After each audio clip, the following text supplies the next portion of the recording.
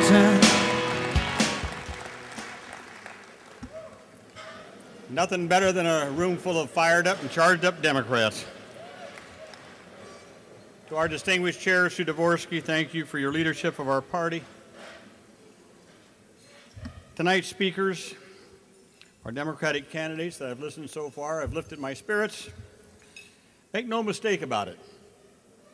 Make no mistake. From Governor Culver on down the ticket, we are going to win on November the 2nd.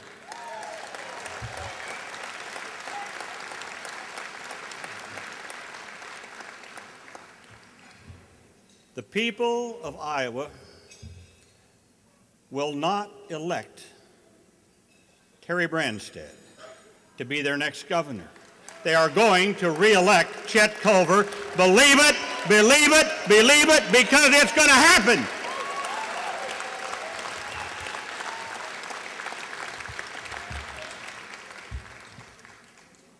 And under the great leadership of Mike Gronstal in the Senate and Pat Murphy in the House, the Democrats will retain control of the legislature to help Governor Culver.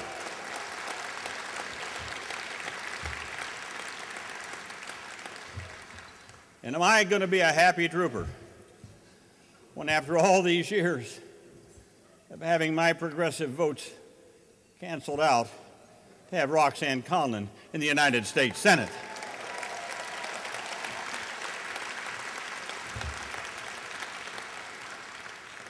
And my wonderful colleagues in the House, you just don't know how hard they work. Leonard Boswell and Bruce Braley and Dave Loebsack, they work, you just don't have any idea how hard they work. Both here in Iowa, for their constituents, and making sure that we get good legislation passed in Washington. I couldn't ask for three better comrades in arms than Boswell, Braley, and Loebsack, and we're going to make sure we return them to office.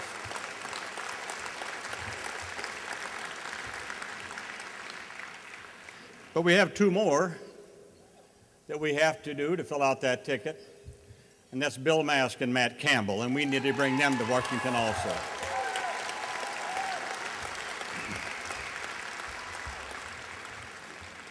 And we have to win because the stakes are incredibly high. I'm reminded of the movie maker Frank Capra. He's the guy who directed Mr. Smith Goes to Washington, 1939. A good year, by the way. During World War II, he was making a film for the Army. He was making films for the Army, and he directed another classic. It's called Why We Fight. Why We Fight. Well, my friends, tonight, we need to be clear about why we fight. We need to be clear about why we have to work our hearts out for the next 17 days. It's really very simple.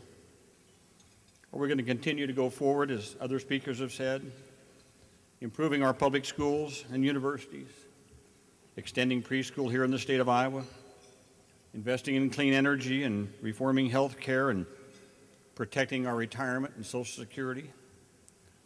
Or is Iowa and America going to be dragged backward by the Republican Party? A Republican Party that, quite frankly, has lost all semblance of moderation.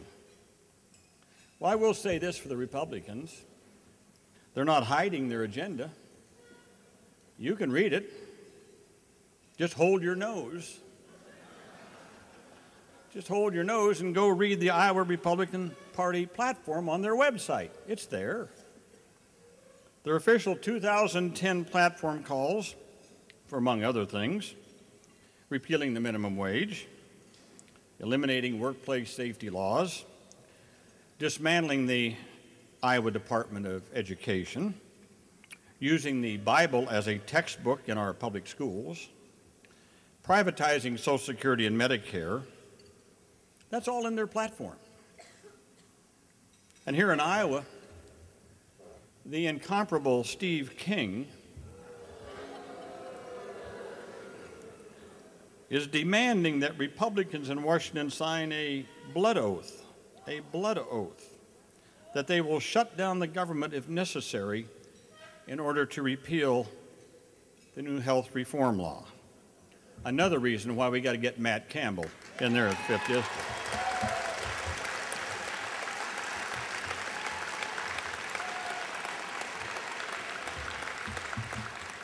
So let's get this straight.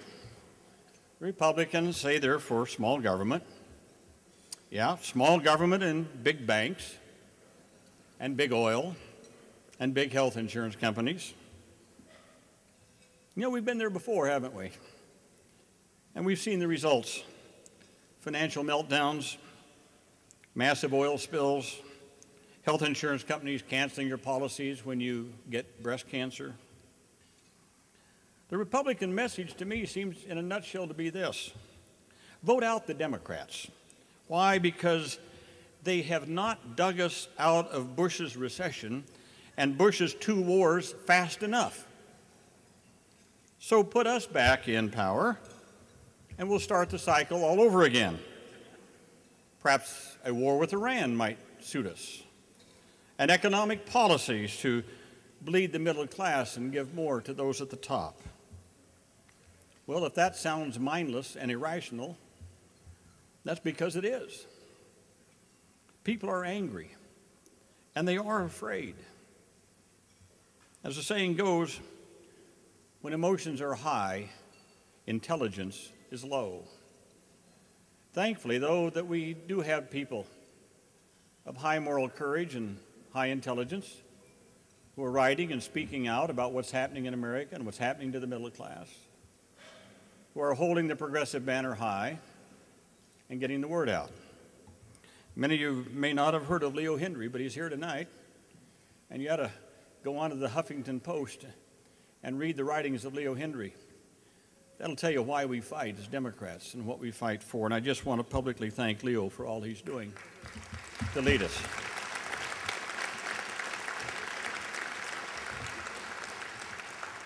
And what Leo has written is that we Democrats must have the courage of our convictions. We have to stand up and fight back. The powerful and the rich have never given us what helps the middle class.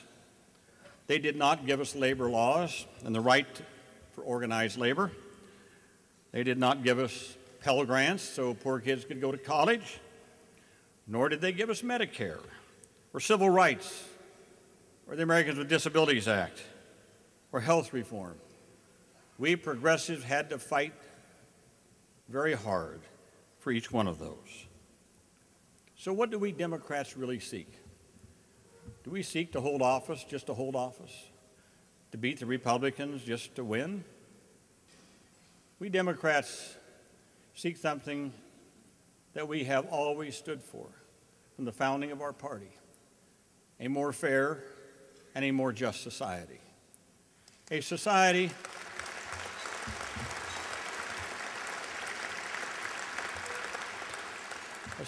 that I have often alluded to over my years, in which it is all right for people to be successful. It's all right for people to make money. It's all right to have a nicer home and a nicer car and make money. That is a big part of the American dream. But what we Democrats believe, deep within our souls, is we believe that when you make it to the top, and you make it to the top, and you make it to the top, we believe that it is one of the prime responsibilities of our free government to make sure you leave the ladder down for others to climb to.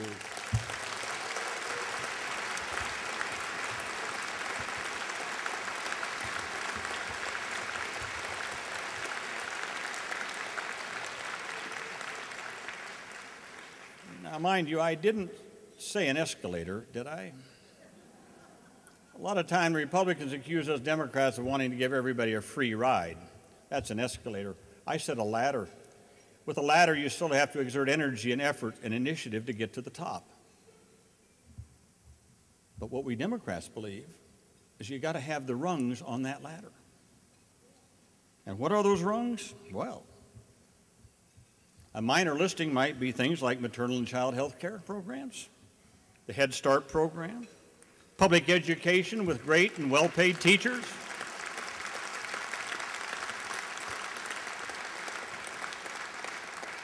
health and safety laws, the minimum wage, what Roxanne alluded to earlier, the Lilly Ledbetter law to protect women in the workplace and their pay,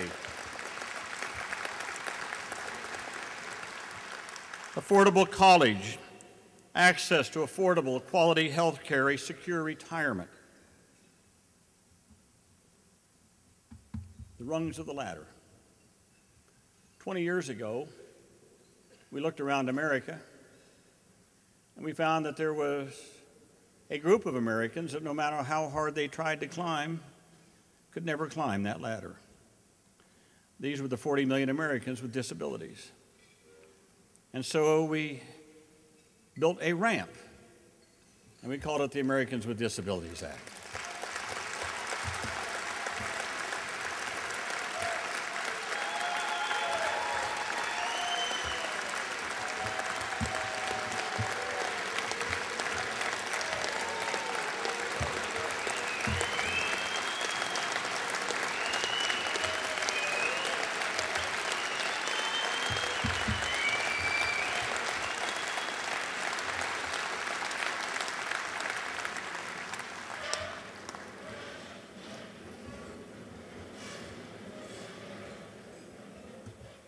As the author and the chief sponsor of that bill, 20 years later, I look around America. I see it changed. People with disabilities joining their families in restaurants, traveling, getting jobs, going to school, partaking in all aspects of American life. This is what we Democrats are about, making America a better place for everyone.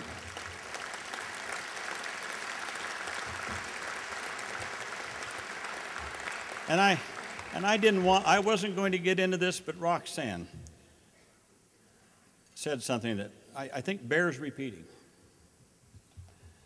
We in Iowa have been blessed since 1962, by the way, when Harold Hughes became governor, of having one of the fairest judicial systems of any state in the United States.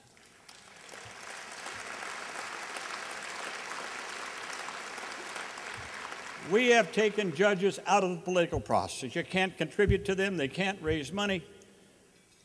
Everyone, even the National Chamber of Commerce, has recognized the Iowa judicial system as one of the best in the country.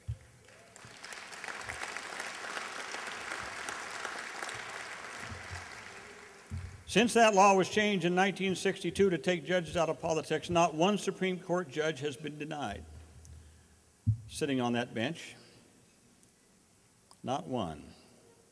And now there is an effort afoot, as you know, to deny 3 judges who are up for retention based upon a unanimous decision last year, a unanimous decision that the Constitution of the state of Iowa will not permit a law banning marriage between 2 people of the same sex.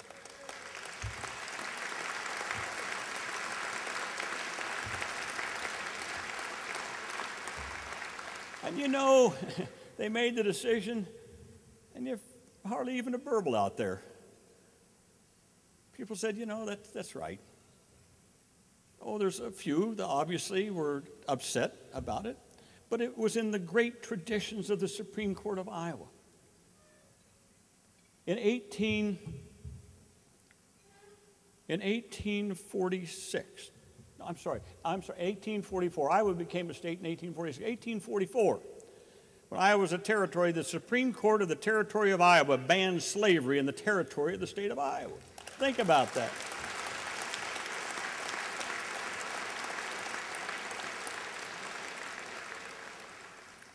Two years after Iowa became a state, 85 years before Brown versus Board of Education, the Supreme Court of the state of Iowa banned segregation in our public schools.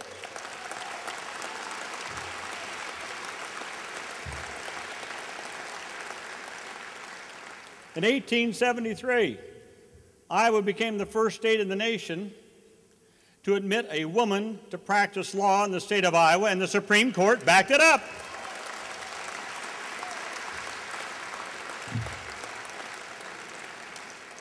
Now, I'm sure there were cranks at that time, probably thought the court was wrong. We have this great tradition. And now there's this group out of Tupelo, Mississippi. The American Family Association has come up here with hundreds of thousands of dollars, maybe as much as $1 million, to get Iowans to vote no on retaining those 3 Supreme Court justices. I say to you, my friends, don't let those people from Tupelo, Mississippi make Iowa like Mississippi. Let's keep those judges there.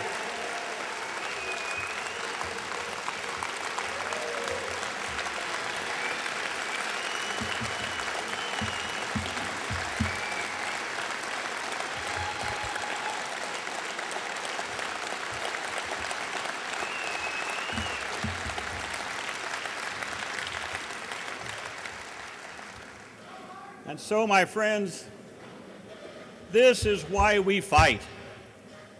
This is why we are here tonight. This is why we've got to pull out all the stops in the next 17 days, because we refuse to allow our state and our nation to be dragged backward. So enjoy the festivities tonight.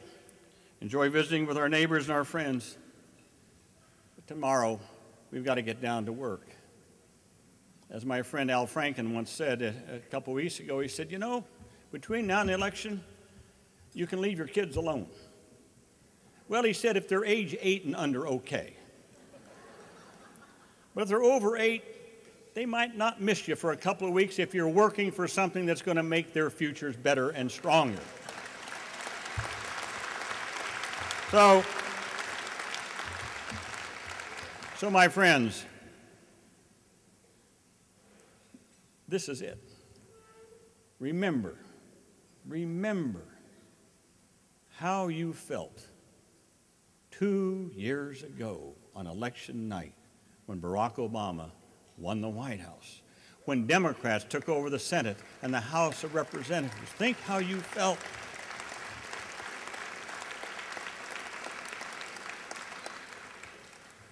Don't let them take us backwards. We got to energize and organize and mobilize our friends and neighbors all across the state. If you do nothing else in the next 17 days, if you do nothing else, each one of you, go out and get us 10 absentee ballots. Go out and get us, I don't mean from your family either, you got to exclude that. If each of you just go out, that could be the margin of victory for Chet Culver and for Roxanne and for our legislative candidates who are out there. This is going to be a close and very tight race. Make no mistake about it. Every one of those votes are going to count. And I'm counting on you. I thank you for all the help and the support and the love you've given me over all these years. I've been proud to fight for you and to represent you. I love each and every one of you. And I'll love you even more after November 2nd when you return Democrats to office. Thank you very much.